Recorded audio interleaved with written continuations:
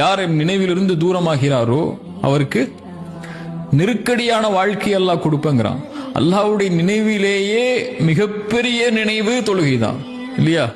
மூசா அலைஹிஸ்ஸலாம் அல்லாஹ் சொல்லும்போது லா இலாஹ இல்லா அன ஃபஅபுதுனி, வணங்க தகுதியான என்னை தவிர யாரும் இல்லை, என்னையே வணங்கு மூசா, வ அக்கிமிஸ் ஸலாத லிதிக்ரி, என் நினைவுக்காக தொழுகை நிலைநாட்டுங்கிறான். அல்லாஹ்வுடைய நினைவிலேயே உயர்ந்த நினைவு தொழுகையா இருக்கும்போது அதை மறந்ததுக்கு அப்புறம், அதை விட்டதுக்கு அப்புறம் அல்லாஹ் என் கூட யா அல்லாஹ் எனக்கு உதவி செய்யா அல்லாஹ், எனக்கு கஷ்டமா இருக்கியா அல்லாஹ், சிரமமா இருக்கியா அல்லாஹ், இருளா இருக்கியா அல்லான்னு சொல்லி கோடி முறை அல்லாஹ் அழைத்தாலும் அல்லாஹ்ட்ட இருந்து பதில் வராது.